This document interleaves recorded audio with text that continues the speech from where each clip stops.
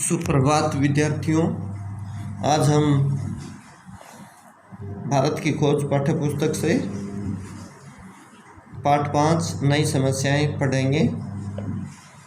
बाबर और अकबर, भारतीयकरण की प्रक्रिया। भारतीयकरण होता गया, कहने का मतलब जो बाबर और अकबर, बाबर से पहले जितने भी आक्रमणकारी आए वो लूटपाट करके वापस चले गए, लेकिन बाबर ने भारत में मुग़ल साम्राज्य की नींव डाली थी। जीके का महत्वपूर्ण प्रश्न बनेगा। भारत में मुग़ल साम्राज्य का संस्थापक बाबर था। यहीं बस गया था, कहने का मतलब बाकी आते थे चले जाते थे, लेकिन बाबर ने अपना स्थान भारत में ही बना लिया, रहने का स्थान, वासस्थान। तो मुग़ल खानदान का तीसरा अकबर भारत में मुग़ल खानदान का तीसरा शासक था। फिर भी साम्राज्य की बुनियाद उसी ने पक्की की थी। उसके बाबा ने दिल्ली के सिंहासन पर 1526 ईस्वी में विजय प्राप्त की थी। बाबा दादा के लिए आता है, अर्थात बाबर ने 1526 में दिल्ली को जीत लिया था। ये जीके का महत्वपूर्ण प्रश्न हो जाएगा। भारत में आने के 4 वर्ष के भीतर ही बाबर की मृत्यु हो गई थी। उसका अधिकतर समय युद्ध में और आगरा में एक भव्य राजधानी बनाने में बीता। अधिकतर समय युद्ध में और आगरा को एक भव्य राजधानी के रूप में बनाना चाह रहा था। यह काम उसने कुस्तुतुनिया के एक प्रसिद्ध वास्तुशिल्पी को बुलाकर कराया था। वास्तुशिल्पी होता जो बिल्डिंग बनाते हैं, उसको वास्तुशिल्पी बोलते हैं, सुंदर डिजाइन में बनाते हैं। बाबर का व्यक्तित्व तो आकर्षक है। वह नई जागृतिका से ज़्यादा है, बहादुर और साहसी, जो कला और साहित्य तथा अच्छे रहन सहन का शौकीन है। रुचि उसका पौत्र अकबर पोते के लिए आता है, अर्थात बाबर का पुत्र हुमायूं का अकबर उससे भी अधिक आकर्षक और गुणवान है। वह बहादुर और दुस्साहसी है, योग्य सेनानायक है और इस सब के अलावा विनम्र और दयालु भी है। आदर्शवादी और स्वप्नदर्शी है, स्वप्न देखने वाला। साथ ही वह लोगों का एक ऐसा नेता जो अपने अनुयायियों में तीव्र स्वामी भक्ति उत्पन्न कर सके। अनुयायी होता है जो उसको मानते हैं, वो अनुयायी होता है, अर्थात उसके प्रति श्रद्धा या विश्वास होता है। तीव्र होता तेज, स्वामी भक्ति उत्पन्न कर सके। वह लोगों के दिल और दिमाग पर विजय हासिल करना चाहता था। अखंड भारत का पुराना सपना उसमें फिर आकार लेने लगा था। अखंड जो टुकड़ों में बटाना है। देश आज़ाद हुआ तब भी हमारे देश में 562 रियासतें थी, अर्थात 562 टुकड़ों में बटा हुआ था देश। तो अखंड, जहाँ एक ही राजा का शासन हो विशाल क्षेत्र पर, वो अखंड भारत कहलाएगा।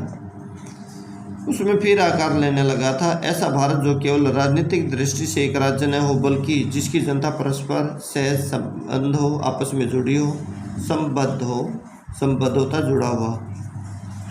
1556 ईस्वी से आरंभ होने वाले अपने लंबे शासन के लगभग 50 वर्ष के दौरान वह बराबर इसी लक्ष्य की पूर्ति के लिए कोशिश करता रहा। बहुत से स्वाभिमानी राजपूत सरदारों को उसने अपनी ओर मिला लिया था। उसने एक राजपूत राजकुमारी से शादी की।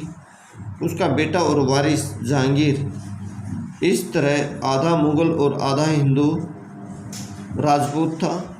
जहांगीर का बेटा शाहजहां भी राजपूत माँ का बेटा था, इसलिए यह तुर्क या मंगोल होने की अपेक्षा कहीं अधिक भारतीय था, अर्थात भारत में बस गए थे, जैसा मैंने बताया है। बाबर राजपूत राजघरानों से संबंध बनाने से उसका साम्राज्य बहुत मजबूत हुआ। इस मुग़ल और राजपूत सहयोग ने जो बाद के शासकों के शासन में भी इसी तरह चलता रहा।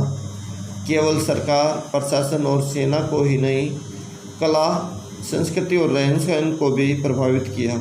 एक दूसरे के कहने का मतलब कला है, संस्कृति, रहन सहन को अपनाया एक दूसरी संस्कृतियों ने आपस में। पर अकबर को राजपूताना में मेवाड़ के राणा प्रताप की अभिमानी और अदम्य आत्मा का दमन करने में सफलता नहीं मिली। जो राणा प्रताप थे उसको नहीं हरा पाया, कहने का मतलब। राणा प्रताप ने एक ऐसे व्यक्ति से जिसे वह विदेशी विजेता समझता था, औपचारिक संबंध जोड़ने की बजाय जंगलों में मारे मारे फिरना बेहतर समझा, अर्थात इसकी अधीनता स्वीकार नहीं की थी। अकबर ने अपने चारों ओर अत्यंत प्रतिभाशाली लोगों का समुदाय इकट्ठा किया था जो उसके आदर्शों के प्रति समर्पित थे। इन लोगों में फैजी और अबुल फजल नाम के दो मशहूर भाई, बीरबल, राजा मानसिंह और अब्दुल रहीम खान खाना शामिल थे।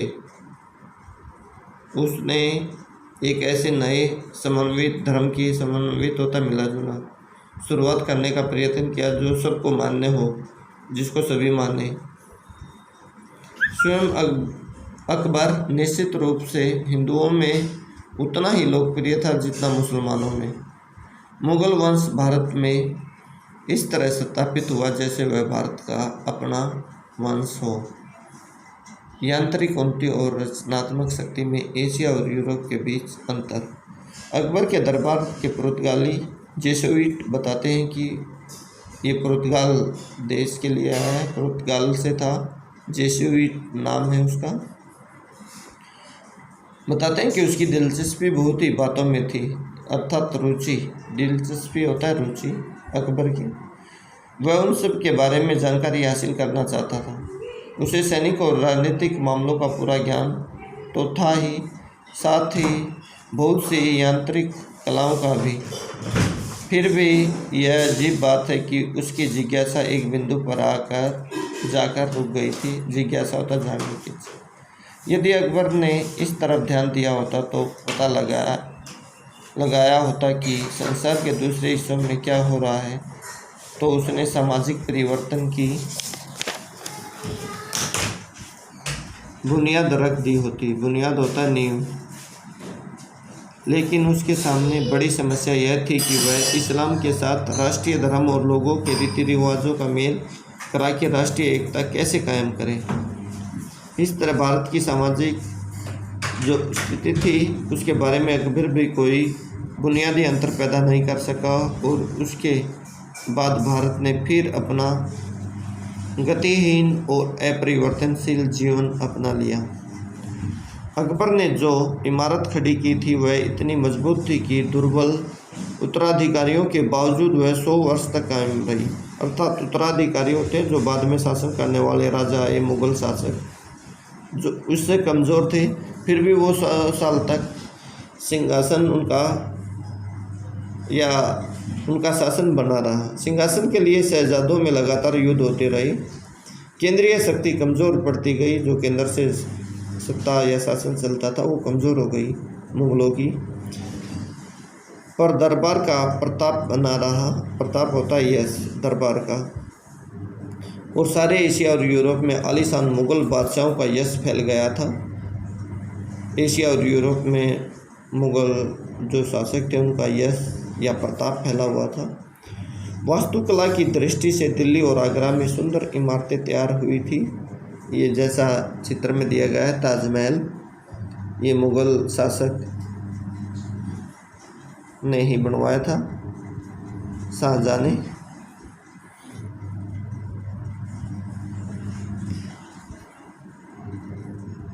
वास्तुकला की दृष्टि से दिल्ली और आगरा में सुंदर इमारतें तैयार हुई। यह भारतीय मुगल कला दक्षिण और उत्तर में मंदिरों और दूसरी इमारतों की सजावट और अलंकरण भी सजाना होता है कि शैली होता तरीका से एकदम भिन्न थी। प्रेरित वास्तुकारों और निर्माताओं ने आगरा में ताजमहल को मोहब्बत भरे हाथों से खड़ा किया। उत्तर पश्चिम से आने वाले आक्रमणकारियों और इस्लाम का भारत पर बहुत प्रभाव पड़ा। इस टकराहट ने इन बुराइयों को खोल कर रख दिया जो हिंदू समाज में घर कर गई थी। घर कर जाना, वो जो है रीति रिवाज कायम हो जाना, वो घर कर जाना होता है। जात पात की सड़ान, अर्थात जात पात की सड़ान आज तक है भारत में। देखोगे आप, जाति पातियाँ 36 जातियों में बांटा गया। इसके अलावा और दूसरे प्रदेशों में पता नहीं कितनी जातियाँ होंगी। अछूत प्रथा और अलग अलग रहने की बेढब प्रवृत्ति, टेढ़ी मेढ़ी प्रवृत्ति होता है रीति ढंग या तरीका। इस्लाम के भाईचारे और अपना मानने वालों के बीच बराबरी के सिद्धांतों का विशेषकर उन लोगों का गहरा असर पड़ा जिन्हें हिंदू समाज में बराबरी का दर्जा देने से इनकार कर दिया गया था। अर्थात हिंदू धर्म में भी जातियाँ हैं बहुत सारी, जैसा मैं बताता हूँ। छोटी बड़ी ऊंची नीची जातियाँ मानी जाती हैं, तो उसमें जो नीची जातियाँ उनको बराबर का दर्जा नहीं दिया जाता। इस विचारधारात्मक टकराव से कई आंदोलन उठ खड़े हुए जिनका उद्देश्य धार्मिक समन्वय था, आपसी तालमेल था धर्म के नाम पर। यह बात ध्यान देने लायक है कि वर्गों का प्रभाव इस हद तक था कि नियमित लोगों ने इस्लाम धर्म में धर्म परिवर्तन सामूहिक रूप से किया। इस्लाम धर्म अपना लिया बहुत से लोगों ने, जिनके साथ भेदभाव होता था। तो एक कारण यह भी था भारत में मुस्लिमीकरण का, जो जातियों पातियों में बटा हुआ था हिंदू समाज, उसमें जिनका शोषण होता था, नीची जातियाँ समझी जाती थी, वो मुस्लिम धर्म अपना लेते थे।